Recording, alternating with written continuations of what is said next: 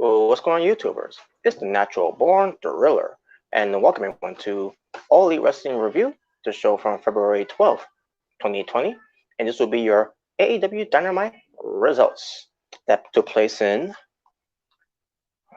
if I can remember, actually it says right here, in Austin, Texas. Your commentators, as usual, good old JR Jim Ross, Excalibur, and Tony Schiavone. So with that being said, folks, let's just get right into it. The opening match was for the AEW World Tag Team Championship. Kenny Omega and Hangman Adam Page, or aka Drunken Man Adam Page, defends their AEW World Tag Team Championships against SCU of Frankie Kazarian and Scorpio Sky, being accompanied by the Fallen Angel, Christopher Daniels.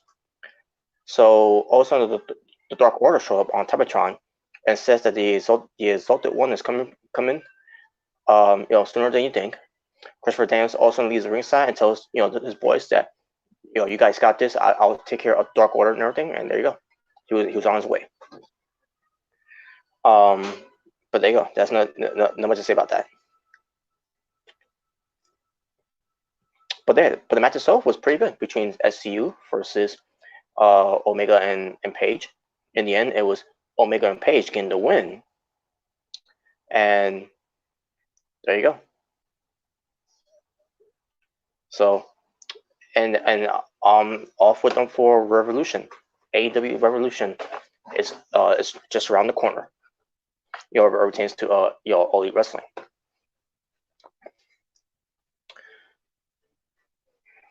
After the match, also we get versus SCU still being in the ring. You had the Dark Order showing up.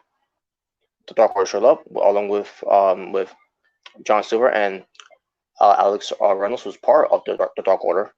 Also, you got the Best Friends coming in for a run-in, and then the Butcher and the Blade comes in, and then the Hybrid 2 comes in, and then the Young Bucks comes in, and they all start brawling. Basically, the hype of the next AEW Dynamite event pertains to this Tag Team Battle Royal to determine who's going to become the next number one contender against the AEW World Tag Team Champions at Revolution. So that's what it was and all that. I should mention this too, by the way. Adam Page was celebrating at the win the tag belts. Kenny Omega, he leaves, goes into the crowd, and drinks his beer. From a random fan. So that's Drunk Man. That's Drunk Man Adam Page for you. Just saying. But yeah, there you go. Basically, it was a hype. This whole thing with the tag teams beating each other up at the match and everything is all the hype up on the battle royal for who's going to become the next number one contender, who's going to face Omega and Page at Revolution. So that's what it was. We got good old JR Jim Ross, having a sit-down interview with Santana, where it pertains to Santana's match against Jon Moxley in the main event match, and 9 for 9. And Santana talks about his story with his dad, about 10 years ago, living in a terrible apartment, broke, no job, no direction, was at a low point, especially where it pertains to his dad, who was blind, and talk about how when his dad passed away last month, he mentioned something about how his dad he couldn't see when he lost his eyesight at the age of 14, and was basically blind at the age of 25.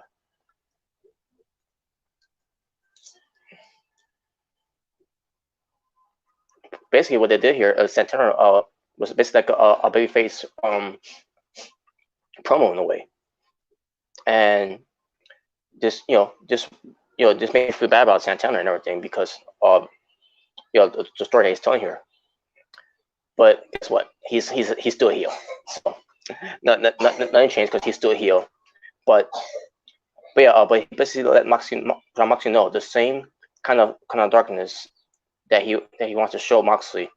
Pertains to this whole thing where he tried to take his one iPhone and everything. So it's basically not just so his backstory about everything about Santana has been through, but also to let Moxley know that he's gonna get back in for all this.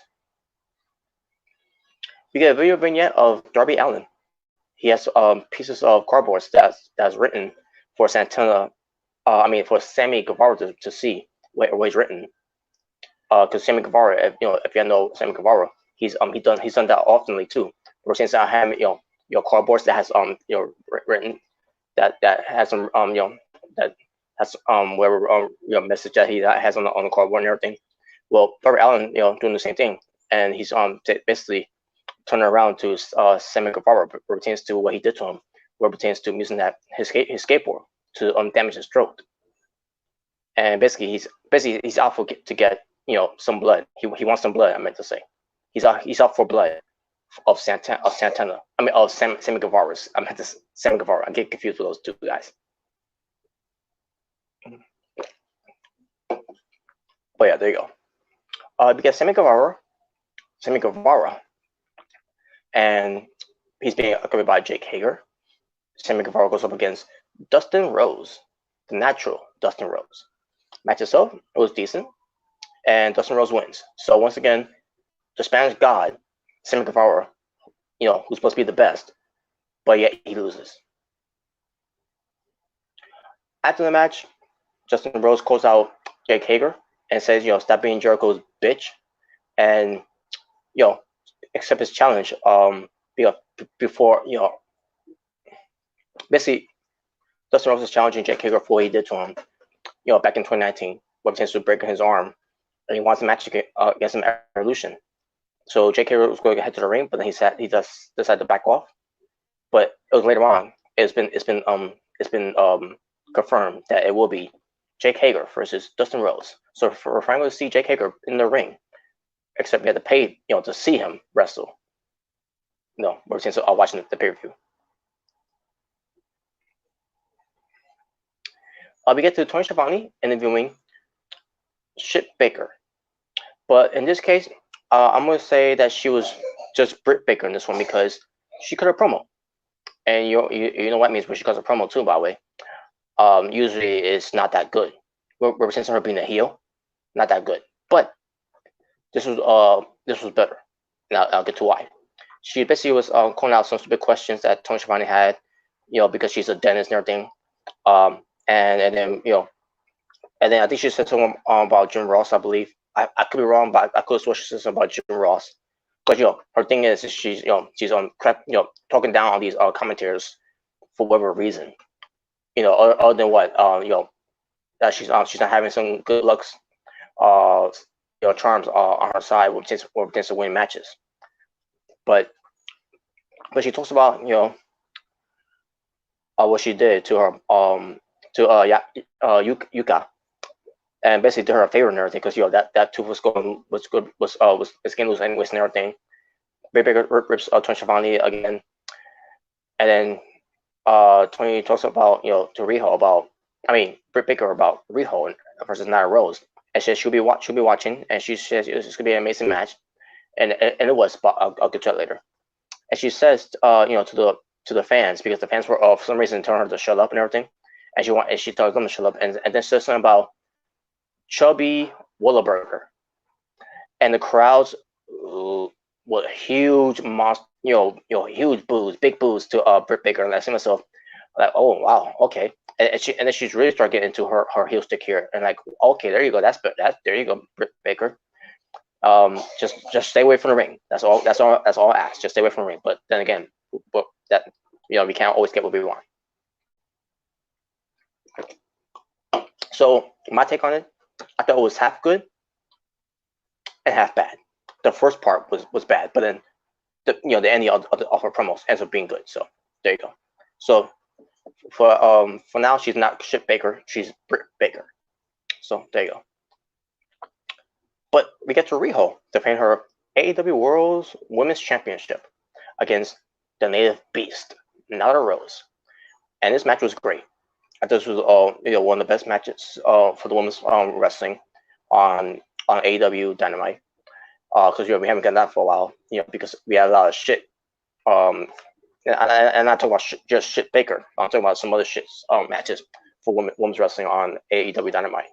Other than AEW Dark, which you get some good women's matches on there, but other than that, where it tends to Dynamite, not so much. But this was better. Riho versus Nyla Rose, back and forth. but most likely Nyla Rose dominated the match. And in the end, shockingly, I can't believe this happened, but they went with Nyla Rose winning and new AEW Women's World Champion. Wow, good. Finally they decided to have Nyla Rose win the belt. I believe she should have won it a long time ago. And I mean, you know what? You know that means for Riho. Riho Mania, dead. It has died. Riho Mania has died from the hands of the native beast, Nyla Rose. Not just kidding. But yeah, good run for Riho being a AEW Women's Champion. But now it's time to move on from other women's, like Nyla Rose, to be to see what she can do as the AEW Women's World Champion.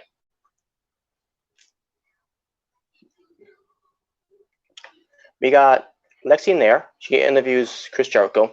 Jericho says that Moxley proved that he's trash. After stealing his Ford GT, the car, and and jabbing the eye of Santana in the eye with the key, and then says to Moxley that if he can survive Santana next week, he will not survive against his body, his bouncer or bodyguard in a way, his hitman, his assassin. And I couldn't believe he said this. The name Jeff Cobb. Jeff Cobb from Ring of Honor and wrestled also in New Japan Pro Wrestling. That Jeff Cobb, the Olympic wrestler. What? And then they show a video package of Jeff Cobb. Good video package of Jeff Cobb. And I'm like to myself, so is he a part of AEW now? I would love that. I'd love to see that. Oh, hopefully this is permanent, but we'll see. We get Brandy Rose on commentary with Tony Schiavone, Golo Gerard, Jim Ross, and Excalibur for pertains to MJF versus Jungle Boy. And I thought Brandy Rose on commentary was, well, I thought she did her job well, and she didn't annoy me. And guess what? This is more, culmination. This is more culmination and more confirming that there is no more of the Nightmare Collective. Thank God, because that was shit. So, and poor Mel, by the way, after recruiting her to be part of the Nightmare Collective by having her head shaved, basically getting rid of her long hair, and now look at her, and now look at her, with a shaved head. Wow, what a waste that was. But hopefully she'll grow that back, which is gonna take about what, 2-3 years for to get her long hair back, whatever. But then again, women's hair does grow faster than males hair. So, anyways, not Britt Baker. Brandy Rose was on commentary, and her role is to be with Cody Rhodes, and that's the only role that she needs to be in, to be at the side of Cody Rhodes, and also do some comedy work here. So MJF he came out with Warlord. He told Warlord to take the night off. So we thought. Jungle Boy came out with with the rest of the Jurassic Express, of Luchasaurus and Marco Stunt, and then they left for Jungle Boy to take care of MJF. So match happens, and I thought it was pretty good. Arn Anderson was backstage watching on to see the match, see how MJF was performing. So yeah, the match was good. And then Warlord came out of nowhere, and Warlord gets involved by handing the ring to MJF, the diamond ring, knocks out Jungle Boy with it, and then goes for the double cross, which is Cody Rhodes' crossroads, the finishing move, and gets the win. After the match, Warlord beats up on Jungle Boy, which led to Luchasaurus and and Marco Stunt, coming out there for the save. And there you go.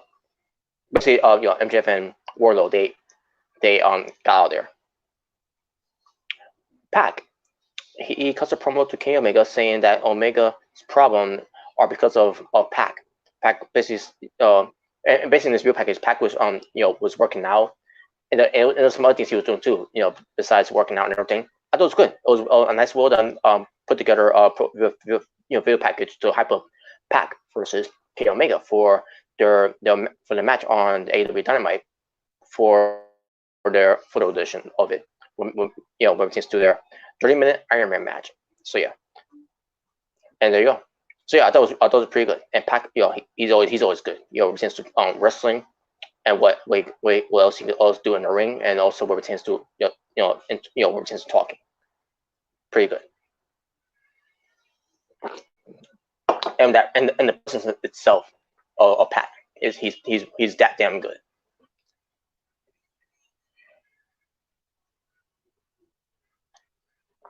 Jon Moxley versus Santana being accompanied by Ortiz in an eye for an eye match.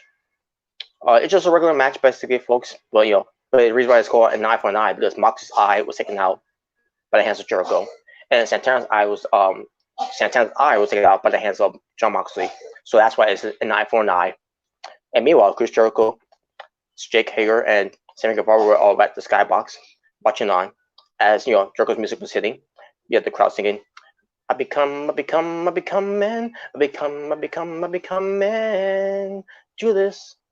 Do this in my mind. Right, that's good one. Do this in my mind. There you go. Yeah, I didn't realize I skipped it until Anyways, besides that, the match itself, I thought it was good. Obviously, Ortiz got involved a little bit. In the end, it was Jon Moxley getting the win. After the match, the Inner Circle got in there to beat up on Moxley, and all of a sudden, I'm waiting to see who's going to come out to save Moxley. Like Dustin Rhodes maybe, or someone else will come out too as well. Since I had enough of the Inner Circle always beating up on guys after the match and everything. No, none of that. Instead, we got someone else coming out. Jericho calls out Jeff Cobb, and I said to myself, wait, what? He's there? Like, oh my God, he's there! And he shows up, and he takes out Moxley with the tour of the eye, the tour of the island, his finishing move, and that was the end of the show. And like, wow, Jeff Cobb, made an impression, by the end of the show, and all we have to do is wait to see Moxley versus Jeff Cobb, which I did see. I'll get to when I get to that review. So there you go. That was the show.